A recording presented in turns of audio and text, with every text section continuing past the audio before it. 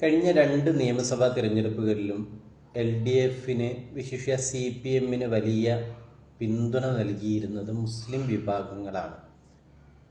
ആ മുസ്ലിം വിഭാഗം പൂർണ്ണമായും CPMനെയും LDFനെയും കൈയൊഴിയുന്നു എന്ന് പറയാവുന്ന വിധത്തിലുള്ള വിധിയാണ് ഇന്ന് തദ്ദേശ തിരഞ്ഞെടുപ്പിൽ ഉണ്ടായിരിക്കുന്നത്. എന്തുകൊണ്ടാണ് മുസ്ലിം സമുദായം LDFനെ കൈയൊഴിയുന്നത് എന്ന് അതിന് നേതൃത്വം നൽകുന്ന മുന്നണിക്ക് നേതൃത്വം നൽകുന്ന CPMും LDFിലെ ഘടക കക്ഷികളും വളരെ ഗൗരവത്തോടു കൂടി ആലോചിക്കേണ്ടതുണ്ട്. CPM പൂർണ്ണമായും മുസ്ലിം വിരുദ്ധമായ ഒരു പാർട്ടിയായി മാറി എന്നതുകൊണ്ടാണോ, അങ്ങനെ ജനങ്ങൾ കരുതുന്നത് കൊണ്ടാണോ, അല്ലെങ്കിൽ CPM വെള്ളാപ്പള്ളി നടേശനോട് പുലർത്തുന്ന അനുഭാവപൂർണമായ നിലപാടുകളാണോ, മുസ്ലിങ്ങളെ അപരവൽക്കരിക്കാൻ RSS നടത്തിക്കൊണ്ടിരിക്കുന്ന ശ്രമങ്ങളോട് പുലർത്തുന്ന അങ്ങേയറ്റം നിസ്സംഗമായ നിലപാടാണോ, ഇനി അതല്ല പോലീസിലെ സംഘപരിവാർ വൽക്കരണമാണോ, എന്തുകൊണ്ടാണ് മുസ്ലിം സമുദായം LDFനോട് അകലാനിടയായത് എന്നതിനെക്കുറിച്ചുള്ള പഠനം, അതേക്കുറിച്ച് നന്നായി പഠിക്കാൻ CPM തയ്യാറാകും എന്നു തന്നെയാണ് ഞാൻ വിചാരിക്കുന്നത്. അങ്ങനെ തയ്യാറാകേണ്ടതുണ്ട്. കാരണം ജനാധിപത്യത്തിൽ തോൽവികളൊക്കെ സ്വാഭാവികമാണ്. ആ തോൽവികൾ ഉണ്ടാകുന്ന സമയത്ത് എന്തുകൊണ്ട് തോറ്റു എന്നതിനെക്കുറിച്ച് പഠിക്കുകയും തെറ്റുകളുണ്ടെങ്കിൽ തിരുത്തി മുന്നോട്ട് പോവുകയും ചെയ്യുക എന്നതാണ് ഏതൊരു ജനാധിപത്യ പ്രസ്ഥാനത്തിൻ്റെയും ഏറ്റവും അടിസ്ഥാനപരമായ ബാധ്യത എന്ന് പറയുന്നത്. എല്ലാ കാലത്തും ഒരു പാർട്ടി ജയിക്കുക, ഒരു മുന്നണി ജയിക്കുക, ഒരു പാർട്ടിക്ക് ആധിപത്യം ഉണ്ടാവുക എന്നതൊന്നും ജനാധിപത്യത്തിൽ നടപ്പുള്ള കാര്യമല്ല. ജനാധിപത്യത്തെ അട്ടിമറിച്ച് അല്ലെങ്കിൽ ജനാധിപത്യത്തെ അട്ടിമറിക്കാവുന്ന വിധത്തിൽ സംവിധാനങ്ങൾ ഉപയോഗപ്പെടുത്തി, വോട്ടിംഗ് മെഷീൻ ഉൾപ്പെടെയുള്ള കാര്യങ്ങളെയൊക്കെ ഉപയോഗപ്പെടുത്തി അത്തരത്തിലുള്ള ശ്രമങ്ങളൊക്കെ നടക്കുമ്പോൾ അത് ജനാധിപത്യമാണോ എന്ന് സ്വാഭാവികമായ സംശയം ഉയരുന്നുണ്ടാകാം. പക്ഷേ കേരളം പോലൊരു സംസ്ഥാനത്ത് തദ്ദേശ തെരഞ്ഞെടുപ്പുകളിലൊക്കെ അത്തരത്തിലുള്ള അട്ടിമറികളാണ് നടന്നത് എന്ന് കരുതാനുള്ള ഒരു ന്യായവുമില്ല. മറിച്ച് ജനവിധിയെ അതിൻ്റെ എല്ലാ അർത്ഥത്തിലും അംഗീകരിക്കുകയും തെറ്റുകളുണ്ടെങ്കിൽ തിരുത്തി മുന്നോട്ട് പോവുകയുമാണ് ചെയ്യേണ്ടത്. മുസ്ലിം സമുദായം പൂർണ്ണമായും LDFനെ കൈവിട്ടു അല്ലെങ്കിൽ CPMനെ കൈവിട്ടു എന്നല്ല ഞാൻ പറയുന്നത്. മുസ്ലിങ്ങളിലെ മഹാഭൂരിപക്ഷവും CPMനെ കൈവിട്ടിട്ടുണ്ട് എന്ന് വേണം തദ്ദേശ തെരഞ്ഞെടുപ്പിലെ ഫലം മുന്നിൽ വെച്ച് വിലയിരുത്താൻ.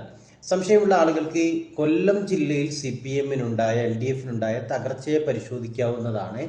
എത്ര വലിയ തകർച്ചയാണ് അവർ നേരിട്ടിട്ടുള്ളത് എന്ന്, പതിറ്റാണ്ടുകളായി ആധിപത്യം നിലനിന്ന മേഖലകളിൽ എങ്ങനെയാണ് LDF തെന്നി വീണത് എന്നതിനെക്കുറിച്ച് പരിശോധിച്ചാൽ ഞാൻ ഈ പറഞ്ഞത് മനസ്സിലാക്കാൻ കഴിയും. നിങ്ങൾക്ക് വേണമെങ്കിൽ മുസ്ലിം പോക്കറ്റുകളെ വാർഡടിസ്ഥാനത്തിൽ തന്നെ എടുത്ത് മുസ്ലിം പോക്കറ്റുകളെ പരിശോധിക്കാവുന്നതാണ്. അത് കൊല്ലം ജില്ലയിൽ മാത്രമല്ല, ഏതാണ്ട് എല്ലാ ജില്ലകളിലും നിങ്ങൾക്കത് പരിശോധിക്കാവുന്നതാണ്. അങ്ങനെ പരിശോധിച്ചാൽ കിട്ടുന്ന ഉത്തരം മുസ്ലിം സമുദായത്തിലെ മഹാഭൂരിപക്ഷവും LDFനെ കൈവിട്ടിട്ടുണ്ട് എന്നതാണ്. എനിക്ക് തോന്നുന്നു തദ്ദേശ തെരഞ്ഞെടുപ്പിന് മുമ്പ് തന്നെ CPM അത് തിരിച്ചറിഞ്ഞിട്ടുണ്ട്.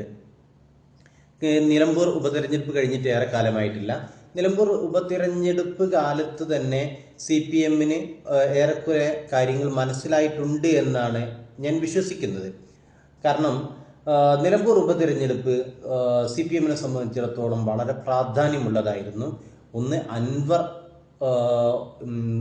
LDF സ്വതന്ത്രനായി മത്സരിച്ച് ജയിച്ച് MLA ആയി. ആ MLA സ്ഥാനം രാജിവെച്ചാണ് അവിടെ തെരഞ്ഞെടുപ്പ് നടക്കാനിടയായ ഒരു സാഹചര്യം. MLA സ്ഥാനം രാജിവെച്ചതിനാലാണ് അവിടെ തെരഞ്ഞെടുപ്പ് ഉണ്ടായത്. അവിടെ സ്വതന്ത്രനായി തന്നെ, അഥവാ മൂന്നാം കക്ഷിയായി തന്നെ അൻവർ മത്സര രംഗത്തുണ്ടായിരുന്നു. അൻവറിനെ എങ്ങനെയെങ്കിലും തോൽപ്പിക്കുക എന്നത് ഏറ്റവും പ്രധാനമായ ലക്ഷ്യമായിരുന്നത് കോൺഗ്രസിൻ്റെതല്ല, CPMൻ്റെതായിരുന്നു. പിന്നീട് കോൺഗ്രസ് ആ ലക്ഷ്യത്തിലേക്ക് വന്നു. കാരണം അൻവറും കോൺഗ്രസും തമ്മിൽ സ്വരച്ചേർച്ച ഇല്ലാതാവുകയും അവർക്കിടയിൽ രൂപപ്പെട്ടു വരും എന്ന് പ്രതീക്ഷിച്ചിരുന്ന സഖ്യം നഷ്ടപ്പെടുകയും ഇല്ലാതാവുകയും ചെയ്ത സമയത്ത് അൻവറിൻ്റെ തന്നെ പ്രധാനപ്പെട്ട ഒരു എതിർപ്പ് കോൺഗ്രസിനോടായിത്തീർന്നു. അല്ലെങ്കിൽ VD സതീശനെ ലക്ഷ്യമിട്ടുള്ള എതിർപ്പുകൾ അൻവറിൻ്റെ ഭാഗത്തു നിന്നുണ്ടായി. പക്ഷെ അപ്പോഴും CPMനെ സംബന്ധിച്ചിടത്തോളം തങ്ങൾക്ക് പരാജയം സംഭവിച്ചിട്ടില്ല. അൻവറിൻ്റെ പുറത്തേറിയല്ല നിലമ്പൂരിൽ തങ്ങൾ കാലങ്ങളായി വിജയിച്ചു വരുന്നത് എന്ന് സ്ഥാപിക്കേണ്ടതുണ്ടായിരുന്നു.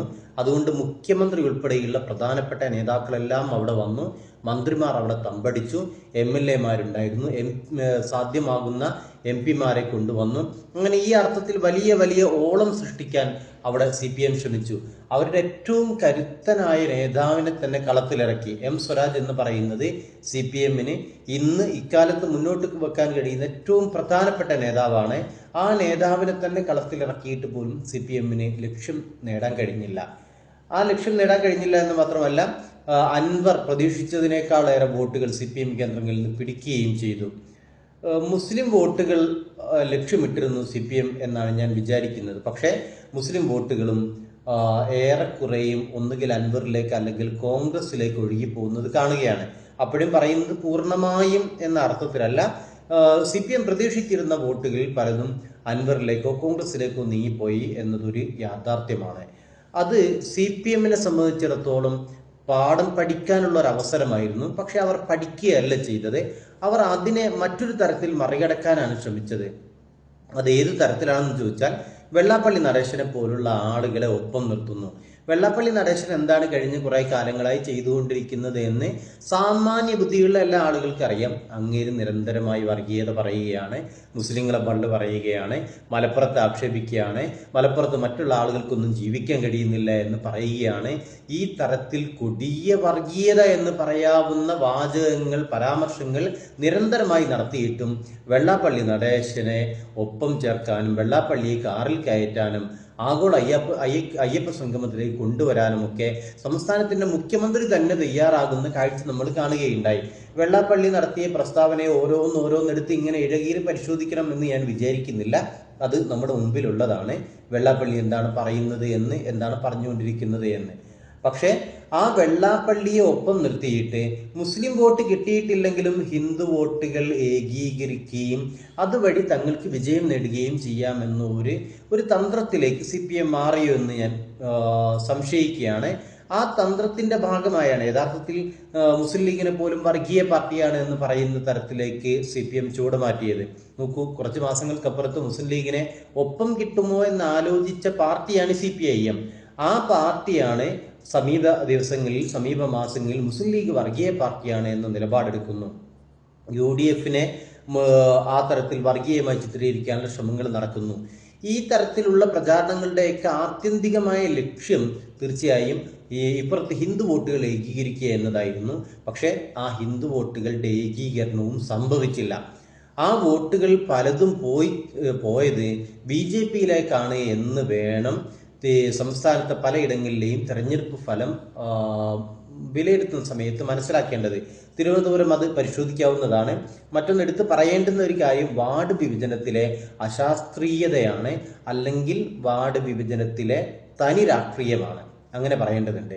ആ തനി രാഷ്ട്രീയം കോൺഗ്രസിനെ തോൽപ്പിക്കാൻ വേണ്ടിയിട്ടാണ് നടത്തിയതെങ്കിൽ പോലും അതിൻ്റെ മിക്കയിടങ്ങളിലെയും ഗുണഭോക്താക്കളായി BJP മാറി എന്നതാണ്. ഭീമാപ്പള്ളി പോലുള്ള സ്ഥലങ്ങളിൽ വാർഡ് വിഭജനവുമായി ബന്ധപ്പെട്ടുണ്ടായ വിവാദങ്ങൾ നിങ്ങൾ ഓർക്കുന്നുണ്ടാകും. കോഴിക്കോട് ചാലപ്പുറം വാർഡ് വിഭജിച്ച സമയത്ത് തന്നെ ആ വിഭജനം BJPക്ക് അനുകൂലമായി തീരുമെന്ന് അവിടുത്തെ കോൺഗ്രസിൻ്റെയും ലീഗിൻ്റെയൊക്കെ നേതാക്കൾ പറഞ്ഞിരുന്നതാണ്. പക്ഷെ അതൊന്നും മുഖവിലക്കെടുക്കപ്പെട്ടില്ല. അവിടെ പ്രതീക്ഷിച്ചതുപോലെ BJPയുടെ സ്ഥാനാർത്ഥി ജയിച്ചു കയറുകയും ചെയ്തു. കോഴിക്കോട് കോർപ്പറേഷൻ പരിധിയിലെ BJP സ്ഥാനാർത്ഥികളുടെ അല്ലെങ്കിൽ BJPയുടെ വളർച്ച അതിശയകരമാണ് എന്ന് പറയേണ്ടിയിരിക്കുന്നു. BJP ഈ തരത്തിൽ എങ്ങനെയാണ് 14 സീറ്റാണ് നേടിയതെന്നാണ് ഞാൻ വിചാരിക്കുന്നത്. ആ തരത്തിലേക്ക് എങ്ങനെയാണ് കോഴിക്കോട് നഗരപരിധിയിൽ BJP മാറിയത്, വളർന്നത് എന്ന് കോഴിക്കോട്ടെ എല്ലാ പാർട്ടികളും, എല്ലാ മതനിരപേക്ഷ പാർട്ടികളും കാര്യഗൗരവത്തോടു കൂടി ആലോചിക്കുകയും ആ BJP വളർച്ചയെ തടയാൻ ഉതകുന്ന വിധത്തിലുള്ള പദ്ധതികൾ നിയമസഭാ തെരഞ്ഞെടുപ്പിന് മുമ്പ് ആവിഷ്കരിക്കുകയും ചെയ്യേണ്ടതുണ്ട്. കോഴിക്കോട്ട് BJP വളരുന്നു എന്ന് പറയുന്ന സമയത്ത് അതിനവർ എന്ത് തന്ത്രമാണ് പുറത്തെടുത്തത് എന്നതുകൂടി പരിശോധിക്കേണ്ടതാണ്. ഞാൻ മനസ്സിലാക്കുന്ന കാര്യം, തിരുവനന്തപുരത്താണെങ്കിലും കോഴിക്കോട്ടാണെങ്കിലും മനസ്സിലാക്കുന്ന ഒരു കാര്യം പറയാം. കഴിഞ്ഞ ലോക്സഭാ തെരഞ്ഞെടുപ്പ് കാലത്ത് തൃശ്ശൂരിൽ BJP പയറ്റിയ ഒരു തന്ത്രമുണ്ട്. ആ തന്ത്രം ആളില്ലാത്ത വീടുകളിൽ കൂടുതൽ കാലങ്ങളായി ഒഴിഞ്ഞുകിടക്കുന്ന ഫ്ലാറ്റുകളിൽ ഇവിടേക്ക് ആളുകളെ കൊണ്ടിരുത്തുകയും അവിടെ അവരുടെ പേരിൽ വോട്ട് ചേർക്കുകയും അങ്ങനെ വോട്ടിൻ്റെ വലിയ പെരുപ്പമുണ്ടാക്കുകയും ചെയ്തു. തൃശ്ശൂരിൽ ഇത് നന്നായി കണ്ടതാണ്. തിരുവനന്തപുരത്ത് തന്നെ ഇതുമായി ബന്ധപ്പെട്ട ആരോപണം ഉണ്ടായിട്ടുണ്ട്. അവിടെ ആം ആദ്മി പാർട്ടി സ്ഥാനാർത്ഥിക്ക് വേണ്ടി മത്സരിച്ച ഒരാൾ ഒരു വനിതയാണ്. അവർ ചിലയിടങ്ങളിലൊക്കെ ചില വീടുകളിലൊക്കെ പോയ സമയത്ത് അവിടെ ആ വീട്ടുകാരല്ലാത്ത പലരുടെയും വോട്ടുകൾ ചേർത്തതായി അവർ ചൂണ്ടിക്കാണിക്കുകയും അത് സാമൂഹിക മാധ്യമങ്ങളിൽ ചർച്ചയാവുകയും ചെയ്തിരുന്നു. എന്തായിരുന്നാലും ഇത്തരത്തിലുള്ള കൂട്ടിച്ചേർക്കലുകൾ നടന്നിട്ടുണ്ടോ എന്നത് പരിശോധിക്കേണ്ടതാണ്. പ്രത്യേകിച്ച് കോഴിക്കോട്, തൃശ്ശൂർ, തിരുവനന്തപുരം, കൊച്ചി എന്നൊക്കെ പറയുന്നത് ഫ്ലാറ്റുകൾ ധാരാളമായി ഉയർന്നു വരുന്ന, എന്താ പറയുക, നമ്മുടെ സാമ്പ്രദായികമായ താമസ സൗകര്യങ്ങളിൽ നിന്ന് വ്യത്യസ്തമായി ഭവന സമുച്ചയങ്ങൾ ഉയർന്നു വരുന്ന സ്ഥലങ്ങളാണ്. അവിടെയെല്ലാം ഈ തരത്തിൽ വോട്ട് ചേർക്കപ്പെട്ടിട്ടുണ്ടോ, ഉണ്ടെങ്കിൽ അത് ആരാണ് വോട്ട് ചേർത്തത് എന്ന്, അതെങ്ങനെയാണ് BJPക്ക് ഗുണകരമായി തീർന്നത് എന്നതിനെക്കുറിച്ച് ഈ പറയുന്ന ജനാധിപത്യ പാർട്ടികൾ സമയമെടുത്ത് പഠിക്കുകയും പരിശോധിക്കുകയും ചെയ്യേണ്ടതുണ്ട്. തിരുവനന്തപുരത്ത് കോർപ്പറേഷൻ BJP ഭരിക്കുന്നു. BJPയുടെ ദീർഘകാലത്തെ അജണ്ടയാണ്. ദീർഘകാലം അവർ പ്രയത്നിച്ച ഒരു ലക്ഷ്യത്തിലേക്ക് BJP എത്തിച്ചേർന്നിരിക്കുന്നു. തിരുവനന്തപുരത്തുകാർക്ക് നന്ദി പറഞ്ഞുകൊണ്ട് പ്രധാനമന്ത്രി തന്നെ രംഗത്ത് വന്നത് ശ്രദ്ധേയമാണ്. എങ്ങനെയാണ് അവിടെ ഈ തരത്തിലുള്ള വലിയ മുന്നേറ്റം BJP നടത്തിയിട്ടുള്ളത് എന്നത് പഠിക്കേണ്ട കാര്യമാണ്. പഠിക്കണം എന്ന് പറയുന്നത് BJPയുടെ ഈ വളർച്ച ഏതെല്ലാം ഘടകങ്ങളെ ആശ്രയിച്ചാണ് എന്ന് മനസ്സിലാക്കുന്നതിനപ്പുറത്ത് അടുത്ത തെരഞ്ഞെടുപ്പിന് മുമ്പെങ്കിലും അതിനുള്ള പ്രതിരോധം തീർക്കുക എന്ന ലക്ഷ്യത്തോടു കൂടി ആവേണ്ടതുണ്ട്. തിരുവനന്തപുരത്ത് BJP അധികാരത്തിൽ വരുമെന്നൊക്കെ വലിയ പ്രതീക്ഷ ഈ ഫലം വരുന്നതിന് മുമ്പ് തന്നെ BV രാജേഷിനെ പോലുള്ള അവിടെയുള്ള BJP നേതാക്കൾ പ്രകടിപ്പിച്ചിരുന്നു. ആ പ്രതീക്ഷയെ ബലപ്പെടുത്തുന്ന വിജയമാണ് അവിടെ BJPക്ക് കിട്ടിയിട്ടുള്ളത്. വലിയ മുന്നേറ്റം കഴിഞ്ഞ തദ്ദേശ തെരഞ്ഞെടുപ്പ് കാലത്ത് CPMഉം LDFും നടത്തിയിരുന്നു. LDFിൻ്റെ മേയറാണ്, CPMൻ്റെ ആര്യ രാജേന്ദ്രനാണ് അവിടെ കഴിഞ്ഞ 5 വർഷം മേയറായിരുന്നിട്ടുള്ളത്. അവിടെ എന്തുകൊണ്ടാണ് ഈ തരത്തിൽ CPM ഒക്കെ പ്രതീക്ഷിച്ച ഇന്ന് രാവിലെ പോലും അവിടെ നിന്നുള്ള നേമത്ത് നിന്ന് ഉള്ള തിരുവനന്തപുരത്ത് നിന്നുള്ള B. ശിവൻകുട്ടി മന്ത്രി പറഞ്ഞത് അവിടെ 50-60 സീറ്റുകൾ 60 സീറ്റ് വരെ CPM LDF നേടും എന്ന ശുഭാപ്തി പ്രകടിപ്പിക്കുകയാണ് അദ്ദേഹം ചെയ്തിട്ടുള്ളത്. ആ പ്രതീക്ഷയൊക്കെ തകിടം മറിച്ചുകൊണ്ട് എങ്ങനെയാണ് 50 സീറ്റിലേക്ക് BJP വളർന്നത്, എങ്ങനെ BJP 50 സീറ്റ് നേടി, എന്തുകൊണ്ട് CPMൻ്റെ CPMൻ്റെ സീറ്റുകൾ കുറഞ്ഞു എന്ന് CPM പരിശോധിക്കേണ്ടതുണ്ട്. കോൺഗ്രസിനെ സംബന്ധിച്ചിടത്തോളം സീറ്റുകൾ കുറയുകയല്ല, കൂടുകയാണ് ചെയ്തിട്ടുള്ളത്. കഴിഞ്ഞ തവണത്തിൽ നിന്ന് വ്യത്യസ്തമായി നില മെച്ചപ്പെടുത്തുകയാണ് കോൺഗ്രസ് ചെയ്തിട്ടുള്ളത്. എങ്കിൽ പോലും അവരും പഠിക്കേണ്ടതുണ്ട് എങ്ങനെയാണ് BJP വളർന്നത് എന്ന്. BJPക്ക് അവിടെ ഒരു മേയർ ഉണ്ടാകുന്ന, തലസ്ഥാന നഗരിയിൽ ഒരു മേയർ ഉണ്ടാകുന്ന വിധത്തിലേക്ക് BJP എങ്ങനെയാണ് അവരുടെ ഓപ്പറേഷൻ നടത്തിയിട്ടുള്ളത് എന്ന് കോൺഗ്രസും പഠിക്കേണ്ടതുണ്ട്. ആ പഠനങ്ങളിൽ നിന്നാണ് കേരളത്തിൻ്റെ ഭാവി ജനാധിപത്യത്തെക്കുറിച്ചുള്ള, ഭാവി മതനിരപേക്ഷതയെക്കുറിച്ചുള്ള പ്രതീക്ഷകൾ ഉയർന്നു വരേണ്ടത്.